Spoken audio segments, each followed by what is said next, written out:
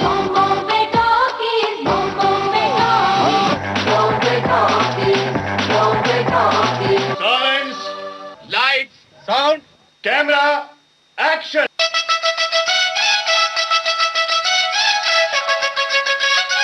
नमस्कार श्रोताओ, बॉम्बे टॉकीज में हम आपकी मुलाकात एक ऐसे कलाकार से करवा रहे हैं जो राजस्थान का जो पारंपरिक नृत्य है घूमर, उसे संजो रही है, सहेज रही हैं और अगली पीढ़ी तक पहुंचा रही हैं। मिलिए नृत्य कलाकार ज्योति तोमर से। आपसे बातचीत की है रेणु चतुर्वेदी ने।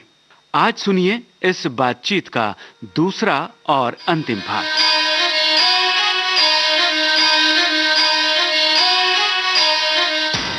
दोस्तों, बॉम्बे टॉकीज में आप सभी का स्वागत है। स्वीकार कीजिए नमस्कार। हमने जिस शख्सियत को बुलाया उनका नाम है ज्योति तोमर। उनकी बातचीत वाकई बहुत मज़ेदार है। घूमर नृत्य का उन्होंने निर्देशन किया और उसके लिए राष्ट्रीय पुरस्कार से सम्मानित की गई। लेकिन ये यात्रा क्या ऐसे ही शुरू हुई थी? तो और क्या क्या उन्होंने किया और किस तरह से, कहते हैं ना कि हमारी विरासत को संजो रही हैं, वो भी उसके मौलिक स्वरूप में। तो किस तरह से ये शुरुआत हुई और कैसे इन्होंने इसका निर्देशन किया और अब क्या कर रही हैं, इस बात को हम जारी रखते हैं।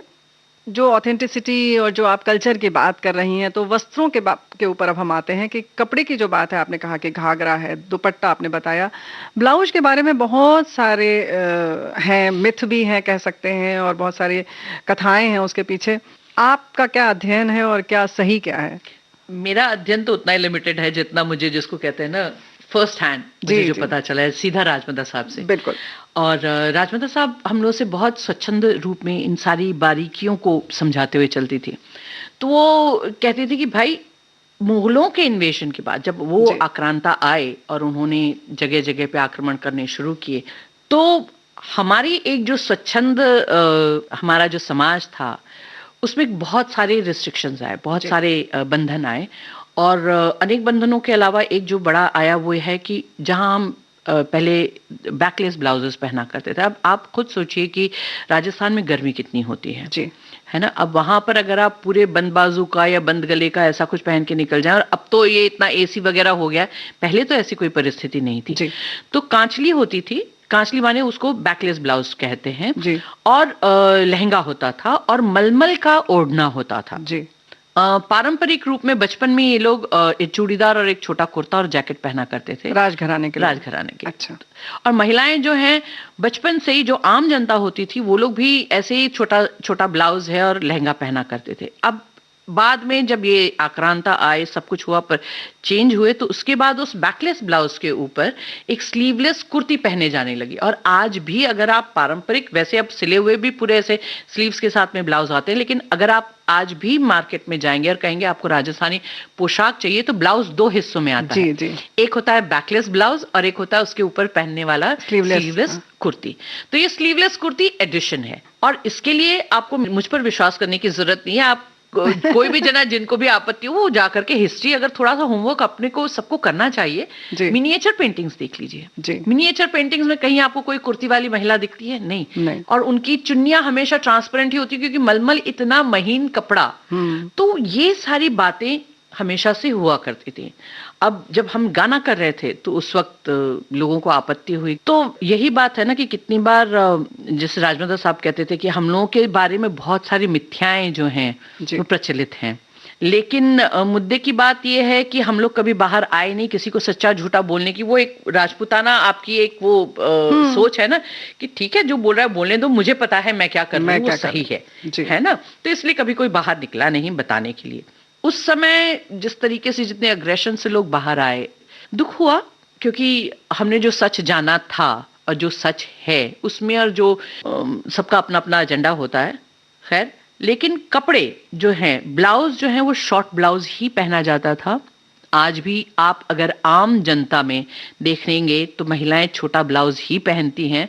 घूंघट प्रथा नहीं थी। आप अगर वैदिक काल में जाएं तो कंचुकी पहनी जाती थी, धोती पहनी जाती थी। महिलाएं इतनी स्वतंत्र थी कि पढ़ाई लिखाई की बात हो, तीर चलाना बात हो, या आपको बाहर निकल के युद्ध करना हो, या शादी की भी बात हो, स्वयंवर हुआ करता था। इतनी छूट थी। समय के साथ में बदलाव हुआ, आक्रांता आए, अलग अलग लोगों ने शासन किया, उसके कारण हमारी जीवन शैली में फर्क आया, कुछ कपड़ों से ढका गया, कुछ सोच परिवर्तित हुई, इसलिए अलग चीजें हुई, लेकिन वास्तविकता तो यही है ना जी। कि हम एम्पावर्ड थे और महिलाएं जो हैं वो सशक्त थीं और सशक्त आज भी हैं। कितनी बार लोग कहते हैं, मुझे पूछते हैं कि आप तो राजपूत महिलाओं के बारे में बात करती हैं, पर आपको नहीं लगता कि राजपूत महिलाएं बहुत ही, उनकी स्थिति बड़ी बुरी थी? मैंने कहा किसने कहा? जो राजा है वो तो युद्ध के लिए बाहर गया, 2-2, 3-3 साल, कितनी बार, कितने लंबे समय के लिए जाते, पीछे कौन देख रहा है राज? भले ही राजा ने अपॉइंट किया हुआ है, कुछ लोगों को दिया गया है कि ये ऐसे करेगा, लेकिन अंत में उन सबके ऊपर कौन था? रानी हुआ करती थी जो उस शासन को चलाती थी। और उससे भी बड़ी बात, उनके जो बच्चे हैं, ऐसे थोड़ी है कि बच्चा पैदा हो गया, अच्छा बेटा है, चलो राजा अपने साथ युद्ध पे लेके जाएगा और सिखाएगा क्या करना है। नहीं, जब तक वो बच्चा समर्थ होगा, उसको पाल पोस के तुम्हें राजा बनना है, तुम्हें इस तरीके का बनना है, तुम शक्तिशाली हो, तुम्हारे पास ये ताकत है, तुम लड़ सकते हो, कर सकते हो।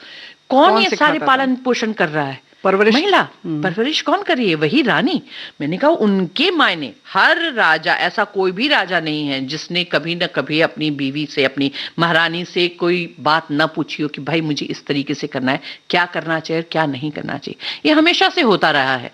लेकिन वही है ना कि पर्दे के पीछे कौन है, पर्दे के आगे कौन है, उस पर्दे के कारण कुछ चीजें छिप जाती हैं और फिर वो मिथ्या बन करके बाहर आती मिथ्या बन जाती हैं और सब अपने अपने मन की कहानियां बनाते हैं। बिल्कुल। ज्योति जी, यहाँ पर बातें तो चलती रहेंगी, एक गीत सुन लेते हैं। जी बिल्कुल। मैं माँ की पसंद का एक गीत रिक्वेस्ट करना चाहती हूँ। वो बहुत अच्छा गाती हैं ये भी गाना, जो तुम तोड़ो पिया मैं नहीं तोड़ो रे। क्या बात है, आप भी सुना दीजिए एक लाइन। नहीं, वो बड़ा कठिन गाना है, माँ ही बड़ा अच्छा गाती है।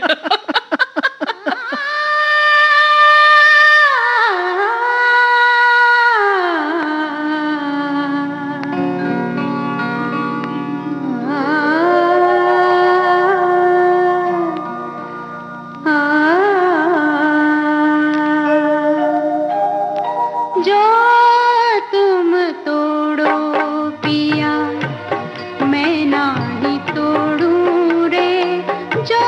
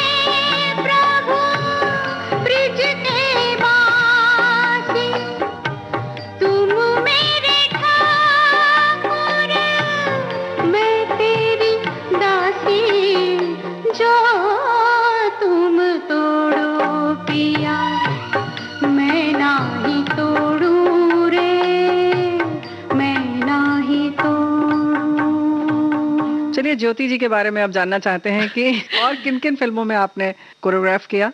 कोरियोग्राफ मैंने अभी तक किसी और दूसरी फिल्म के लिए किया नहीं, क्योंकि मुझे घूम फिर के आता है कि जो बॉलीवुड के जो डांसेस चल रहे हैं उस तरीके का, और वो मैं पहले ही बता देती हूँ कि वो करने में मैं असमर्थ हूँ।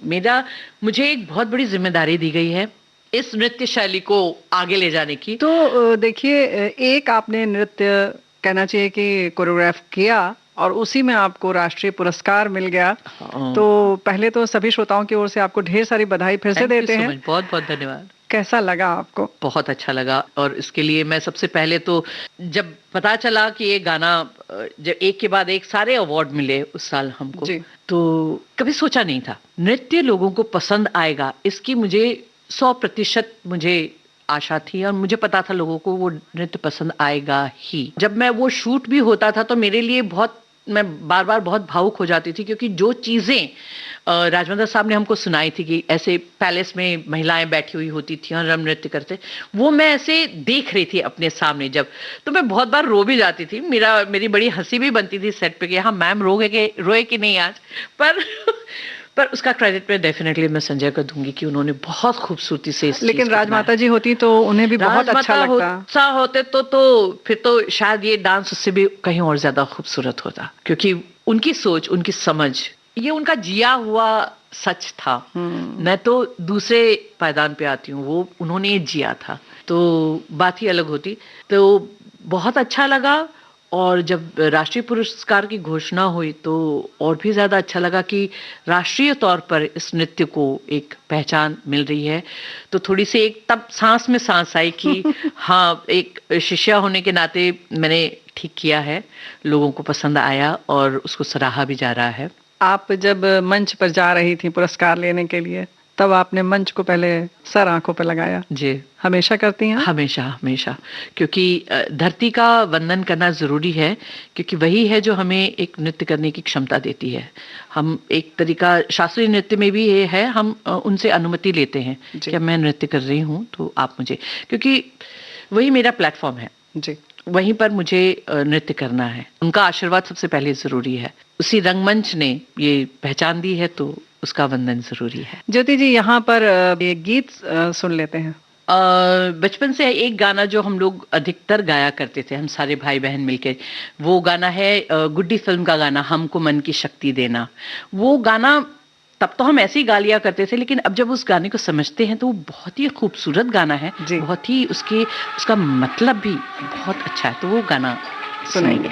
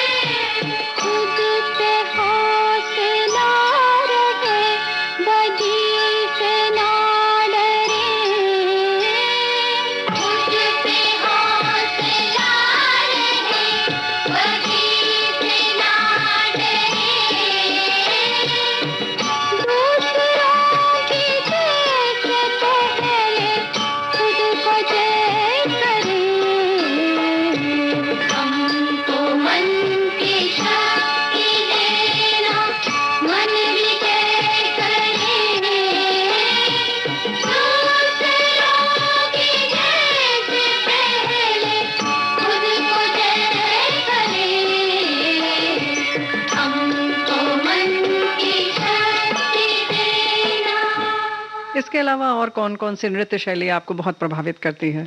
देखिए, मैंने सीखा तो कथक है, लेकिन मुझे हर तरीके का फोक जो लोक नृत्य हैं वो मुझे बहुत प्रभावित करते हैं। आप कश्मीर से लेकर कन्याकुमारी तक पहुंच जाइए, सारे नृत्य शैलियां इतनी खूबसूरत हैं जिसकी कोई हद नहीं है। देखिए, आप जब नृत्य करते हैं तो मैं ये सोचती हूँ कि जहां हम नृत्य करना शुरू करते हैं, हमारी जर्नी बाहर के बजाय अंदर शुरू होती है। हम सबसे नृत्य करने के लिए हमको सबसे पहले अपने आप से जुड़ना होता है, और यही जो हम जुड़ते हैं वही भावनाएं हमारे नृत्य में आती हैं। वो भावनाओं के साथ में जो हमारा पालन पोषण रहा है, जो जिस तरीके से हम पले बड़े हैं, जो हमारी अपनी संस्कृति विशेष है, वो उस नृत्य में जुड़ती है। फिर गरबा मुझे बहुत पसंद है क्योंकि वो स्वच्छंद है। भांगड़ा जो है वो अलग तरीके से है, गिद्धा बिल्कुल अलग तरीके से है। मुझे लावणी भी बहुत पसंद है क्योंकि लावणी जो है उसका स्वरूप अब जो है लोग अलग तरीके से देखते हैं, लोग बहुत ही गलत दृष्टिकोण से देखते हैं। पर आप अगर किसी लावणी करने वाली महिला को देखेंगे, जो फुटवर्क है उनका, जो पाँव का चलन जो रहता है, आसान नहीं है। उसके लिए आप कथक का जो फुटवर्क है वैसा है जी। उसको करते हुए आप गा भी रहे हैं, आप नृत्य भी कर रहे हैं, आपका चेहरा बोल भी रहा है। बहुत मतलब आप वो इतने दूर खड़े होकर के नृत्य करते हैं और आप ऑडियंस में बैठ करके चीजों को महसूस करते हैं। वो एक बहुत बड़ी चीज है जी, सबके बस की बात नहीं होती है ये। अब छोटे से छोटा भी अगर आप नृत्य ले लें किसी भी जगह का, तो आपको पता चलेगा कि हमेशा नृत्य जो है वो आपको अपने आप से जोड़ता है। और आपका, जिसको कहते हैं ना स्ट्रेस मैनेजमेंट के आप कोर्सेस चलते हैं, ये हम लोग का स्ट्रेस मैनेजमेंट तब का था। कहीं कुछ बात हुई, सब जुड़े, नृत्य किया, और जो है सब चीजें भूल जाते हैं हम लोग। बिल्कुल। एक बहुत खूबसूरत फिल्म आई थी, उनके लोगों को, आर्टिस्टों को भी हमारे साथ में मिला था राष्ट्रपति पुरस्कार, हिलारो। गुजरात की फिल्म है वो जी। और उसमें आप अगर आप देखेंगे, उसमें इतना खूबसूरती से उन्होंने नृत्य को पेश किया है, बहुत बढ़िया। तो जब पुरुष भी नृत्य करते हैं, उनका नृत्य करने का तरीका अलग होता है, महिलाओं का अलग होता है, but this is a stress buster. और मैं तो ये कहती हूँ कि सब लोग कहते हैं कि मुझे नाचना नहीं आता है। नाचना सभी को आता है, सभी को आता है, पर वही है कि जो मिथ और दिमाग में बातें भरी हुई है ना, इसके कारण महिलाएं संकोच करती हैं अपने आप। और जो रोकती हैं, मैं उनसे निवेदन करूंगी कि सबसे पहला काम, एक कार्यक्रम खत्म होने के बाद आप लोग कोई म्यूजिक अपनी पसंद का लगाइए और नृत्य कीजिए। जहां हम नृत्य करेंगे ना, आपको वो उन्मुक्तता, स्वच्छंदता महसूस होगी, और फिर आप बार बार नृत्य करेंगे, आप खुश रहेंगी। क्या बात है। बातें बहुत रोचक चल रही हैं। हालांकि प्रवाह रोकना नहीं अच्छा लगता, लेकिन संगीत से हमें लगता है थोड़ा प्रवाह और बढ़ जाएगा। तो यहाँ एक गीत सुनते हैं ज्योति जी। कौन सा गीत आप सुनना चाहेंगे? डांस की बात चल रही है तो डांस का ही गाना लेते हैं। पिया तो से नैना लागे रे, पिया तो से नैना लागे रे, नैना लागे रे, जाने क्या हो अब आगे रे।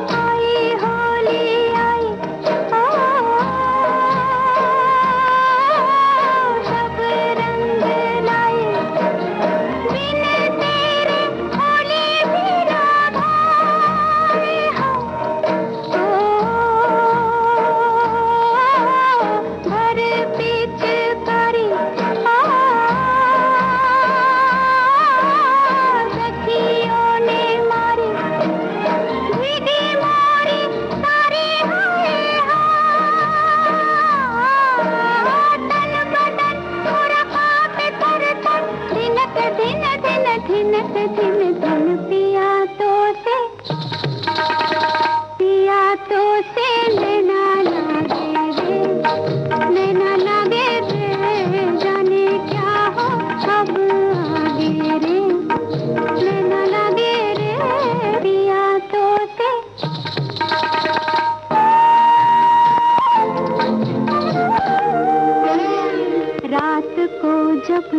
चांद चमके जल उठे तन मेरा, मैं कहूँ मत करो चंदा इस गले का फेरा। रात को जब चांद चमके जल उठे तन मेरा, मैं कहूँ मत करो चंदा इस गले का फेरा। आना मोरा सैया जब आए, चमकना उस रात को जब मिलेंगे तन मन, मिलेंगे तन मन। पिया तो से नैना लागे रे, नैना लागे रे पिया, ओ पिया, ओ पिया, आहा पिया, ओ पिया तो से नैना लागे रे, जाने क्या हो अब आगे रे, नैना लागे रे पिया तो से नैना लागे रे। बचपन से आप क्या ऐसे ही डांस करती रहती थी, ऐसी चुलबुली सी थी या बड़ी चुलबुली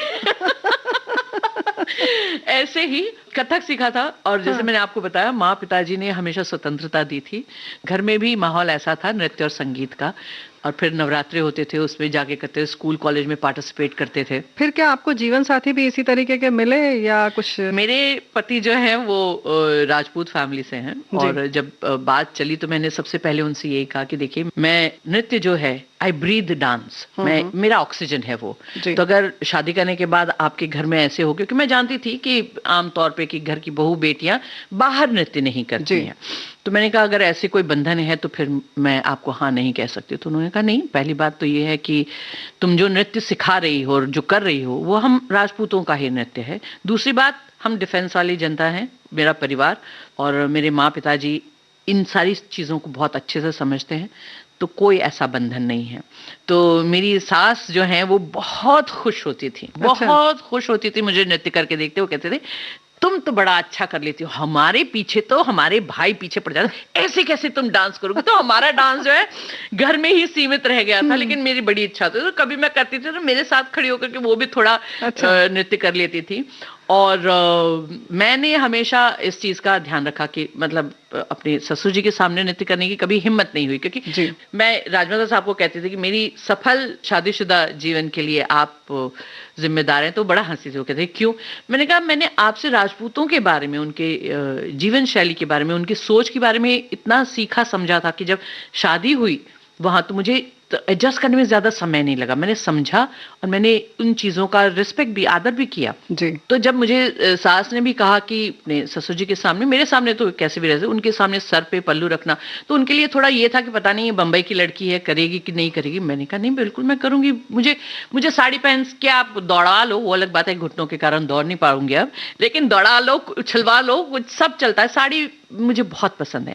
तो जब नृत्य करते हैं, राजमाता साहब ने सिखाया था कि जब साड़ी पहन के नृत्य करो, सबसे पहले घूंघट खींचो, अच्छा, फिर नृत्य करो। क्योंकि घूमर भी जो है उसमें हम अपने आप के लिए नृत्य कर रहे हैं, अपनी खुशी के लिए नृत्य कर, किसी के मनोरंजन के लिए नहीं किया जाता है ये नृत्य। कोई भी लोक नृत्य जो है वो हम अपने आप के लिए करते हैं, किसी दूसरे के मनोरंजन के लिए नहीं करते। इसीलिए जो लोक नृत्य हैं उनमें और मनोरंजन के लिए किए जाने वाले नृत्य में फर्क है, हमेशा देखिएगा। तो हमारी आदत वही घूंघट खींच के, तो घर में भी कभी कोई प्रसंग होता था तो मेरी सास मुझे कहती, मम्मी जी कहते ज्योति चलो थोड़ा ना, मैं तुरंत तैयार हमेशा, तो घूंघट खींचे नाच लिए। तो मुझे अभी भी याद है कि मैं हमेशा कोशिश करती हूँ कि अगर पापा जी, क्योंकि संकोच होता था, मुझे पता नहीं था कि शुड आई और शुड आई नॉट। तो मेरी बहन के यहाँ पे गृह प्रवेश का प्रसंग था, तो सबने कहा ज्योति ज्योति ज्योति, तो मैंने अपनी सास की तरफ देखा, उन्होंने कहा हाँ। मेरे ससुर जी तो अंदर थे, तब मैं तो, मेरी बहन गा रही थी और मैं नाच रही थी। तो मेरी सास ने मेरी बेटी को भेजा कि जाओ दादा साहब को बुला के ले गया। अच्छा। फिर थोड़ी देर में मैं नाच रही हूँ, अचानक मैंने देखा इतने ऊंचे मेरे ससुर जी ने, उन्होंने न्योछावर के, अरे मैं तो इतनी खुश भी हुई और मुझे बहुत अच्छा भी लगा। उन्होंने भी इस चीज को इतने अच्छे से एक्सेप्ट किया, वो भी बहुत अप्रिशिएट करते थे इस चीज को। कहते थे नहीं बेटा, घर की सारी लड़कियों को तुम ये नृत्य सिखाओ, क्योंकि ये बहुत अच्छी चीज है। लोग क्या सोचते हैं उससे हमें फर्क नहीं पड़ता, पर अपनी जड़ों का, अपने नृत्य, अपनी संस्कृति पता होनी चाहिए लोगों को। आपको फिल्मों में किसका नृत्य, किस हीरोइन का बहुत पसंद आता है? पुरानी फिल्मों का अगर कहें तो वैजयंती माला और वहीदा रहमान जी, उनका जो डांस था वो अलग ही था। लेकिन सबसे ज्यादा मुझे एक जो गाना बहुत, उसमें भी हमने भी खुद काफी डांस किया है, मेरी छोटी बहन ने और मैंने, अपलम चपलम, चपलाई रे दुनिया को छोड़ तेरी गली, आई रे आई रे आई रे, बहुत ही बढ़िया गाना, चुलबुला सा गाना, चुलबुला सा एकदम।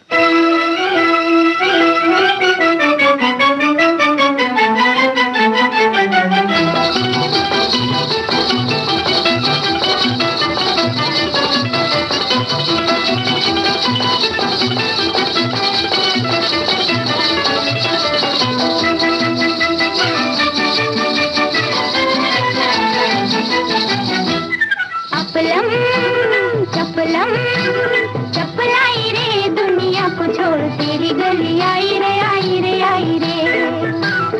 अपलम चपलम चपलाई रे दुनिया को छोड़ तेरी गली, आई रे आई रे आई रे। वो दुनिया को छोड़ तेरी गली, आई रे आई रे आई रे।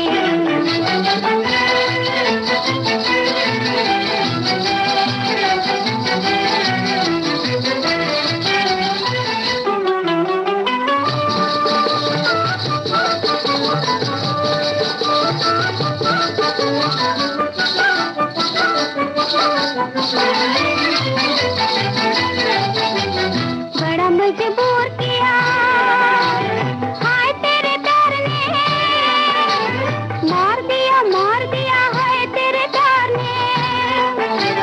बड़ा मजबूर किया हाय तेरे प्यार ने, मार दिया हाय तेरे प्यार ने। अब पछताए दिल हाय कित जाए दिल, अब पछताए दिल हाय कित जाए दिल। काहे को ये आग लगाई रे लगाई रे लगाई रे।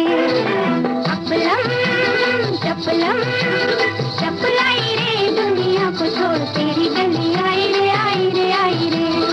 वो दुनिया को छोड़ तेरी गली, आई रे आई रे आई रे।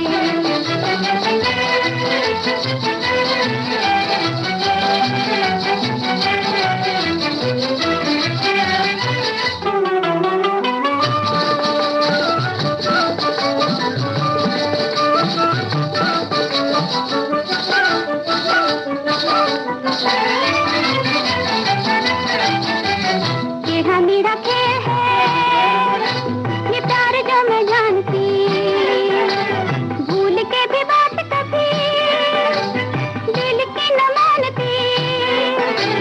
तेरा मेरा खेल है ये प्यार जो मैं जानती, भूल के भी बात कभी दिल की न मानती। दिल बेईमान हुआ देखो जी पराया हुआ, दिल बेईमान हुआ देखो जी पराया हुआ। रोए रोए जान गंवाई रे गंवाई रे गंवाई रे। अपलम चपलम चपलाई रे दुनिया को छोड़ तेरी गली, आई रे आई रे आई रे। वो दुनिया को छोड़ तेरी गली, आई रे आई रे आई रे।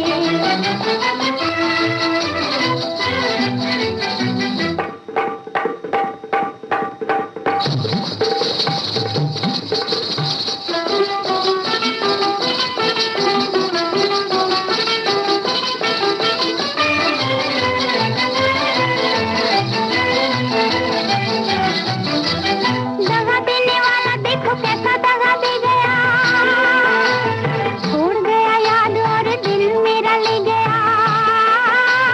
दगा देने वाला देखो कैसा दगा दे गया, छोड़ गया याद और दिल मेरा ले गया। मैंने ही कसूर किया ऐसे को जो दिल दिया, मैंने ही कसूर किया ऐसे को जो दिल दिया। सुध बुध सब बिसराई रे। अपलम चपलम चपलाई रे दुनिया को छोड़ तेरी गली, आई रे आई रे आई रे। वो दुनिया को छोड़ तेरी गली, आई रे आई रे आई रे। आपकी बातों से समझ में आ रहा है ज्योति जी कि आप, सच बात है कि अपनी संस्कृति को लेकर एक कह सकते हैं कि एक कला की बात कर रहे हैं, लेकिन कहीं ना कहीं भारतीय संस्कृति से आप बहुत प्रभावित हैं, उसको लेकर चलती हैं। तो बचपन से कुछ इस तरह से घुट्टी में मिला है कैसा रहा बचपन आपका माता पिता के साथ? घुट्टी में तो नहीं मिला, पर उन्होंने जिस सहज भाव से हम लोग को पाल पोस के बड़ा किया, वो जीवन शैली हमारी वैसी ही रही। अभी जैसे आप बता रहे थे कि शादी के बाद नृत्य करवाते हैं लड़कियों से, तो कभी कभी बड़ा उसको खराब मानते हैं, लेकिन आपका इस बारे में क्या पक्ष है? मेरा पक्ष ये है कि नृत्य अपने आप में कोई खराब चीज नहीं है। मैंने कहा ना, हमारे संस्कृति में जब कहा जाता है कि ये लड़की सर्वगुण संपन्न है, तो उसके लिए उसको नृत्य, संगीत, वादन, सीना परोना, खाना बनाना और घर को किस तरीके से रखा जाता है, वो अपने श्रृंगार किस तरीके से करती है, ये सारी चीजें आती है एक सर्वगुण संपन्न लड़की के लिए। जब हमारी संस्कृति ही इस तरीके से महिलाओं के सारे आयामों को इतना महत्व देती है, तो फिर हम क्यों उनको पीछे खींचते हैं? ये स्वाभाविक सी बात है कि जब हम नृत्य करते हैं तो वो जो एक माहौल बनता है, खूबसूरती आती है, तो कहते हैं ना कि कौन आपको किस दृष्टि से देख रहा है जी, उससे फर्क पड़ता है। अगर आप सामने वाले व्यक्ति को देखते हैं कि वो जना नृत्य कर रहा है तो अलग बात है, पर अगर आप ये सोचेंगे कि वो नृत्य मेरे मनोरंजन के लिए कर रहा है, तो आपका उस नृत्य के प्रति जो है आपकी सोच बदल जाती है, नजरिया बदल जाता है। जैसे राजमाता साहब ने कभी भी किसी भी स्टेज में परफॉर्म नहीं किया। उन्होंने कहा पहली बात यह है कि हमारे लिए अलाउड नहीं है, दूसरी बात यह है कि मैं करना नहीं, मुझे नहीं नाचना है, पर मैं चाहती हूँ कि जो हम नाचते हैं वो लोगों तक पहुंचे। तो वो कहते थे जब मैं नृत्य करती हूँ तो मैं तो अपने देव के साथ, मेरे जो इष्ट हैं उनके साथ में मैं जुड़ जाती हूँ, और वही हम सब चीजों का लोगों का होता है। तो जो एक नृत्य के लिए हम लोगों ने जो एक सोच बनाई हुई है वो गलत है। अगर इतनी ही गलत होती तो आज की तारीख में मेरे माँ पिताजी जो थे, 9 बेटियां, उनको सबको हम सब गाते हैं, हम सब नृत्य करते हैं, उन्होंने कभी भी हमें टोका नहीं। और आज मेरी बड़ी बहनें तो as a vice principal retire हुई हैं, जो मेरी छोटी बहनें भी हैं, हम सब अपने अपने क्षेत्र में सब बढ़िया काम करें। मैं सिर्फ ये कहती हूँ कि ये बहुत दुख की बात है कि जहाँ हम इतना अच्छा नृत्य किया करते थे और हमारी कलाओं को इतना महत्व दिया जाता था, अब पिछले कुछ 1000 सालों में सोच में परिवर्तन आया है। और आज की तारीख में भी जब हम बाहर नृत्य करने के लिए जाते हैं तो हमें एक नाचने वाले की कैटेगरी में देखा जाता है जी। आप कितने ही संभ्रांत परिवार से क्यों नहीं हो, आपने कितने ही खूबसूरत, कितने ही डिसेंट कपड़े क्यों नहीं पहने हुए, लेकिन जहां पता चलता है कि आप नृत्य करती हैं, आप तुरंत उनकी दृष्टि में नाचने वाली हो जाती हैं। ये बहुत दुख की बात है। और जब ये गाने को लेकर के भी इतनी लोगों ने सब शोरगुल किया था, सब कुछ था, तो उस वक्त मैं राजस्थान में घर में होने वाली महिलाओं के नृत्यों को भी देखती थी। जब जो कर रहे हैं घर, वहां पर आप जो है, आप अपनी बेटियां हैं या बहू नाच रही है, आप उनके ऊपर ऐसे पैसे फेंक रहे हैं जैसे आप किसी डांस बार में फेंक रहे हो। ये क्या दृष्टिकोण है? एक तरफ आप कहते हैं महिलाएं डांस नहीं करेंगी, दूसरी तरफ आप न्योछावर करने का भी एक तरीका होता है। तो ये जो दोगलापन है, मुझे इससे आपत्ति है। और मैं चाहती हूं कि हर एक बच्चे को भी, अगर आप देखेंगे, जिसको आपने डांस नहीं सिखाया वो खुश होता है, वो तो नाचता है। उसको किसने सिखाया? ये हमारे खून में है, ये हमारे बाय डिफॉल्ट सबके साथ होता है, लड़कों के साथ हो या लड़कियों के साथ। लड़के भी अगर आप नृत्य करना चाहते हैं तो लड़कों को भी कहा जाता है कि क्या तुम नाचना चाहते हो, ये क्या बात हुई? नृत्य है, ये अपने आप में एक साधना है, और ये अपने आप में, जिसको कहते हैं ना, अपने आप से कनेक्ट होने वाली चीज है। ये तो हो गए नृत्य के बात। वैसे कहा जाए तो आप अपने आप में चलती फिरती एक संस्थान है, इंस्टीट्यूशन है, जो इतना आपने गहन अध्ययन किया है और उससे जुड़ी हुई हैं आप। भारत एक खोज की आपकी क्या अनुभव रहा? उस समय आपने श्याम बेनेगल जी के संग काम किया। जी, उस वक्त तो खैर हम लोगों का तो ये था कि भारत एक खोज के लिए इस एपिसोड में हमको करना है। और राजमाता साहब ने कहा कि ये गाना इस तरीके, उन्होंने पूछा सामने से कि कौन से गाने अगर आप लोगों के पास है। राजमाता साहब के पास तो पिटारा था गानों का। हमारे राजस्थान में ही अगर आप घूमर से नखराड़ी पे नाच करते हैं, या 1-2 ही गाने हैं जो प्रचलित है, भंडार है। तो फिर राजमाता साहब ने 2 गाने दिए थे कि ये 2 घूमरे हैं। तो हमारी जो संस्था के कलाकार थे उन्होंने जाकर के गाया, और फिर हम लोगों ने नृत्य किया था उस पे। ये किस सन की बात है? ये 88 की बात है, 1988 की। भारत एक खोज तब बना, 26वें एपिसोड में रानी पद्मिनी की कहानी है जी। तब हमने उस पे नृत्य किया था। और जब हम वहां पर पहुंचे थे तो वो एक्सपीरियंस हमारे लिए बिल्कुल अलग था। पहली बार का अनुभव था कि ऐसे कहीं शूट के लिए हम लोग गए हैं और कर रहे हैं, नृत्य कर रहे हैं सारे इकट्ठे हो करके। तो वही है, हल्का सा घूंघट काढ़ा हुआ है और हम सब लड़कियां हमने किया, तो अच्छा लगा था, बहुत अच्छा लगा था। और जब बाद में आया था दूरदर्शन पे तो और अच्छा लगा था।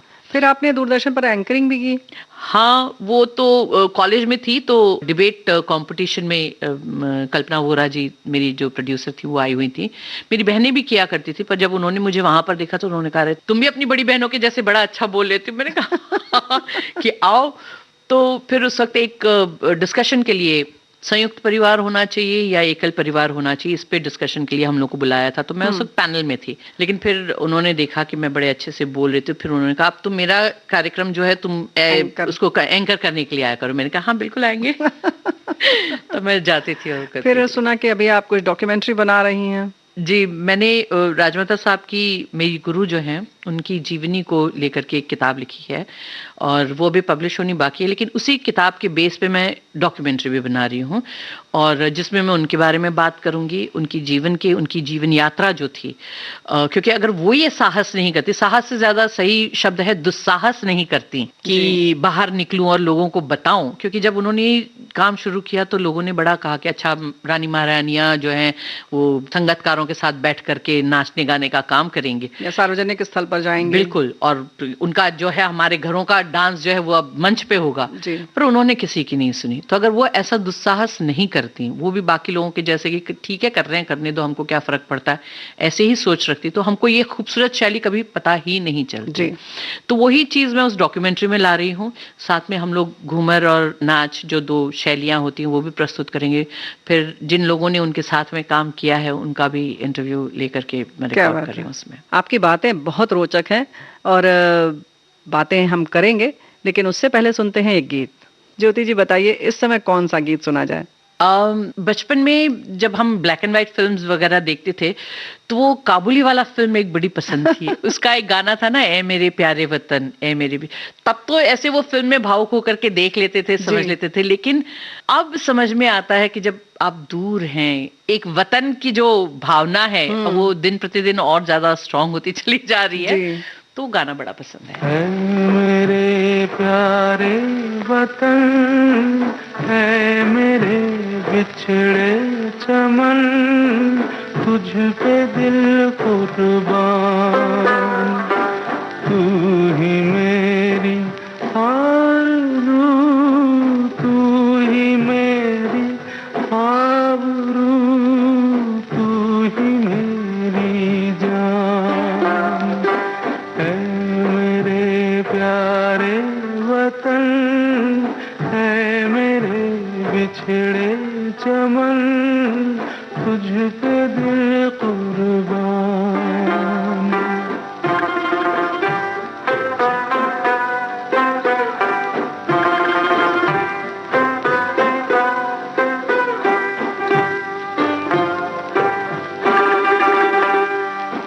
तेरे दामन से जो आए उन हवाओं को सलाम,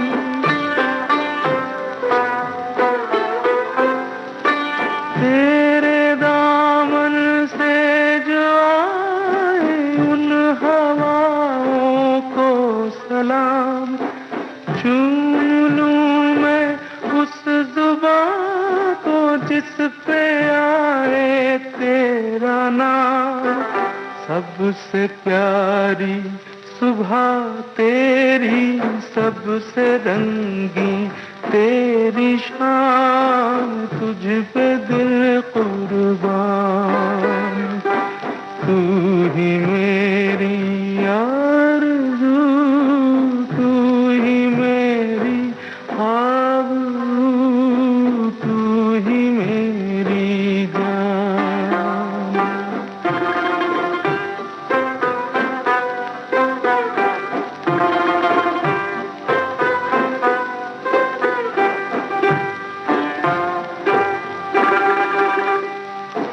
माँ का दिल बन के कभी सीने से लग जाता है तू,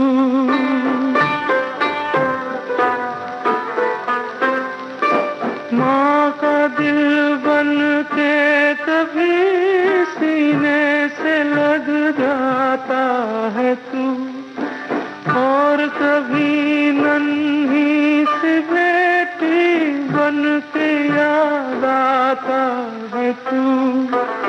जितना याद आता है मुझको उतना तड़पाता है तू, तुझ पे दिल कुर्बान, तू ही मेरी आरज़ू, तू ही मेरी आबरू, तू ही मेरी जान है, मेरे प्यारे वतन है, मेरे बिछड़े चमन, तुझ पे दिल कुर्बान।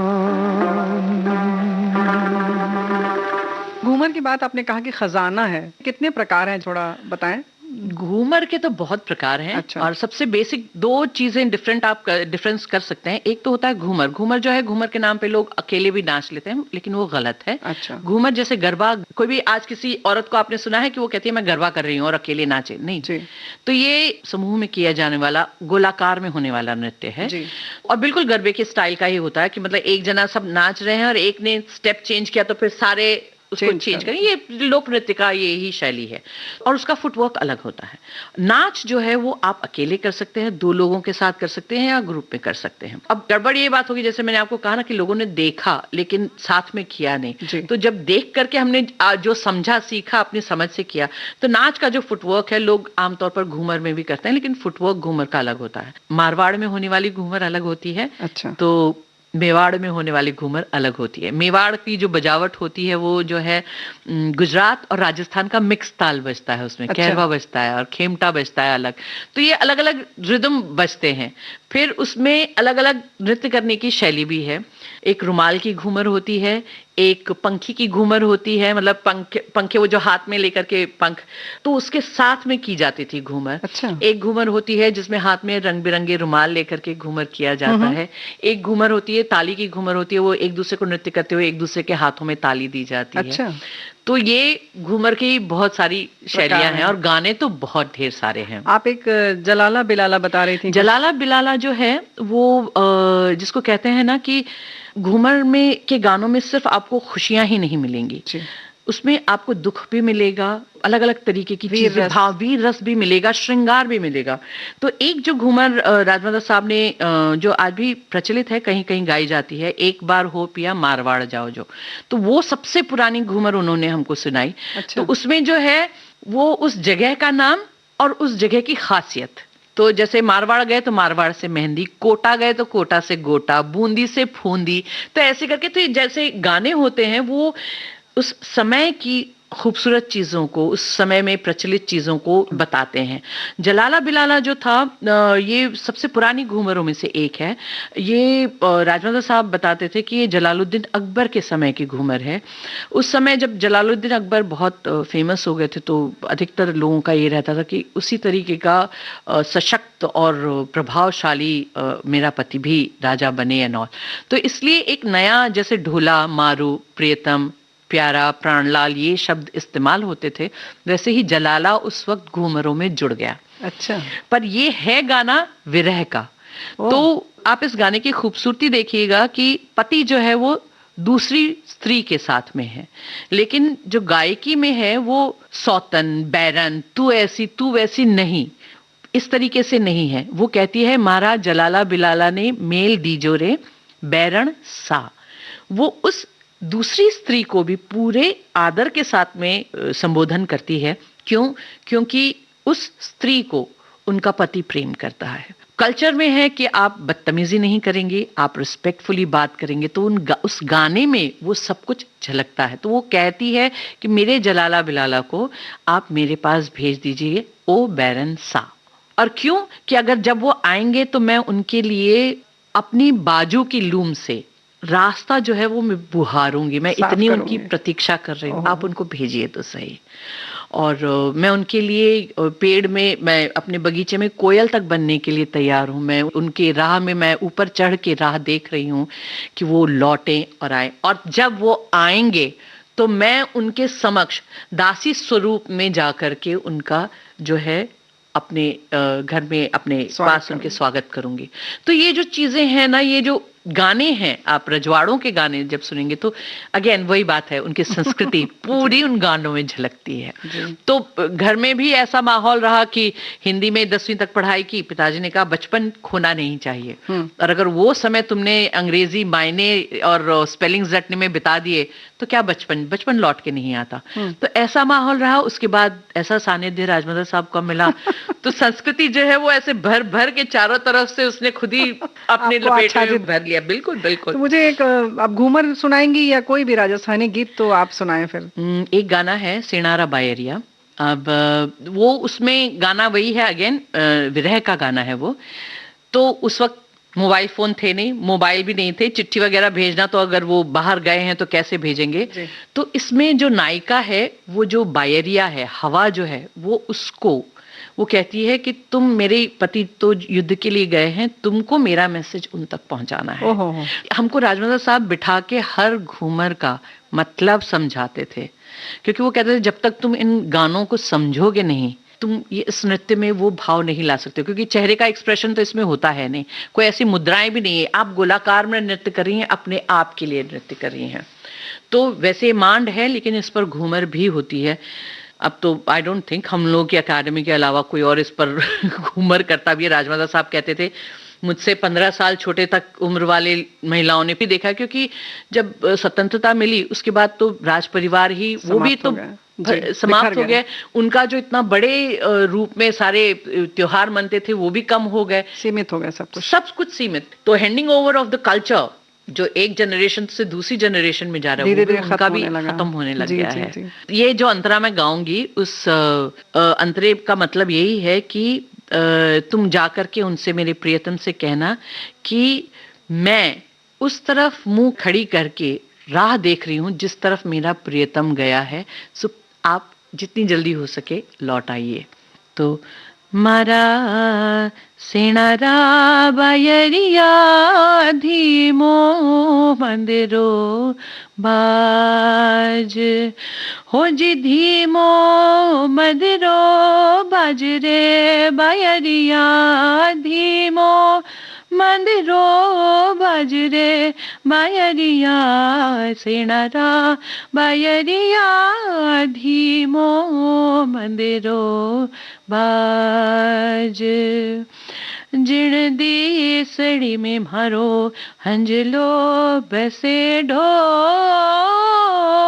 जी, उण देस आवे ठंडी लर रे बायरिया उड़े मारो कसुमल चीर बायरिया सेणारा बायरिया धीमो मंदिरो बाज। मतलब जिस देश में मेरे जिस तरफ गए वो हैं वहां से ठंडी ठंडी हवा आ रही है, वो मेरे दुपट्टे को भी उड़ा रही है और मैं उसी तरफ मुंह करके खड़ी हूँ। क्या बात है, बहुत सुंदर।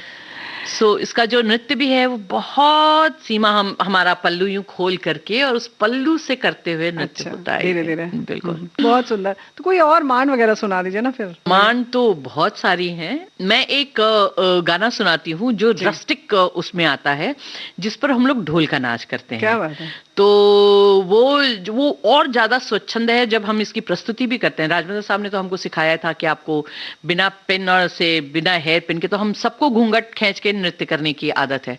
तो ये वाला गाना जो है ये हम जब स्टेज पे भी करते हैं तो बिल्कुल घूंघट खींच करके पूरा करते हैं। तो ये है धुरा माथे झोपड़ी रे है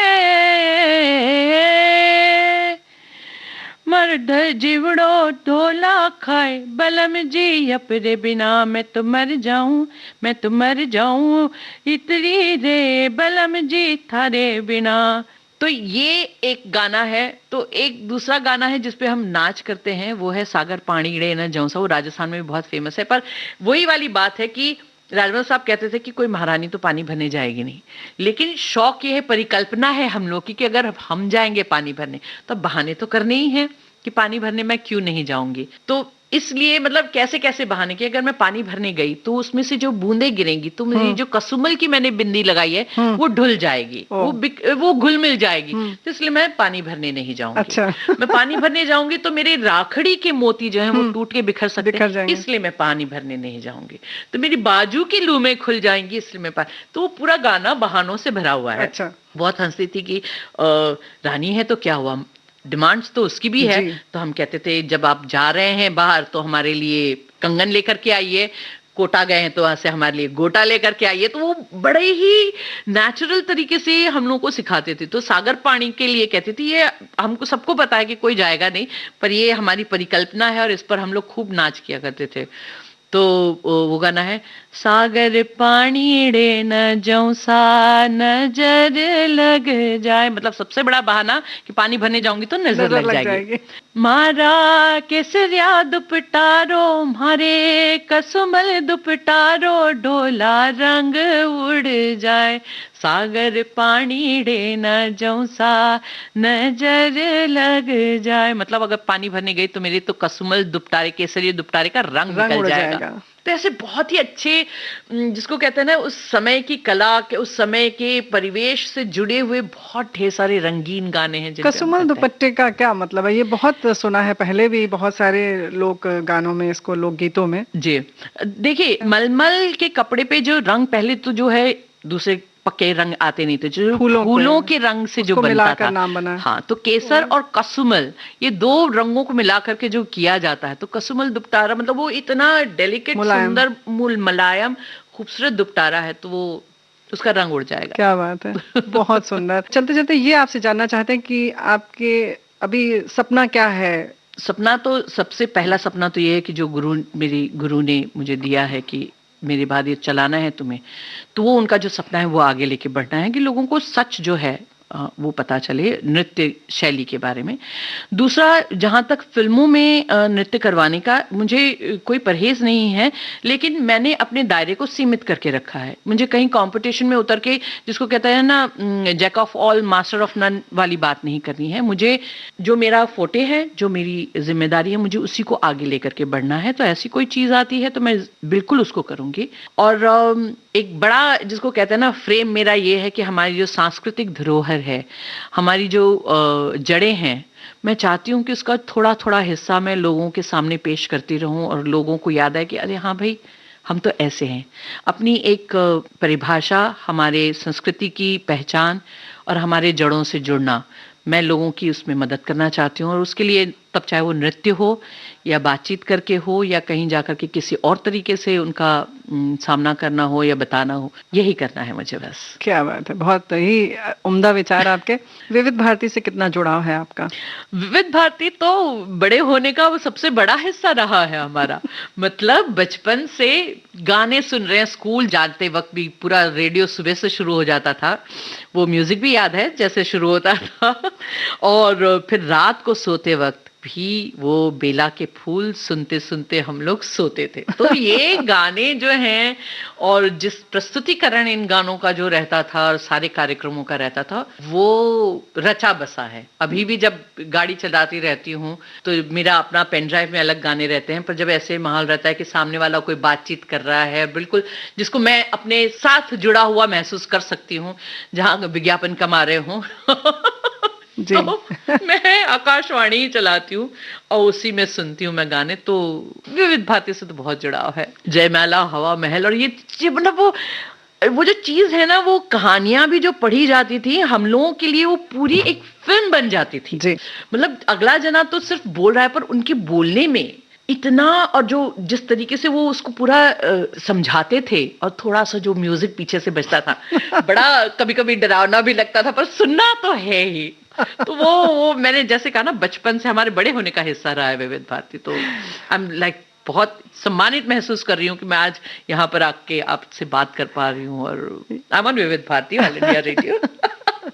बहुत बहुत धन्यवाद। बहुत बहुत धन्यवाद। और हमारे श्रोताओं को बहुत अच्छा लगा होगा कि आपने जिस पारंपरिक, ये कह सकते हैं कि विविध भारती भी एक तरह से अपनी परंपरा को लेकर चल रही है। हम भी अपनी संस्कृति को बचाने का और जो भी मौलिक रूप है उसको लेकर वैसे ही सहेज कर आगे चल रहे हैं और कहीं से उसको चाहते हैं कि कलुषित ना हो जाए या कहीं से उसमें प्रदूषण ना आ जाए।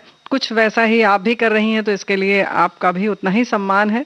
और हमारे श्रोताओं की ओर से हम उम्मीद करते हैं कि जो आपका सपना है, आपने बताया कि बहुत बड़े फ्रेम में रानी सा का आप सपना पूरा करना चाहती हैं, वो भी पूरा हो। जी ज्योति जी, बहुत बहुत धन्यवाद। बहुत बहुत धन्यवाद आपका।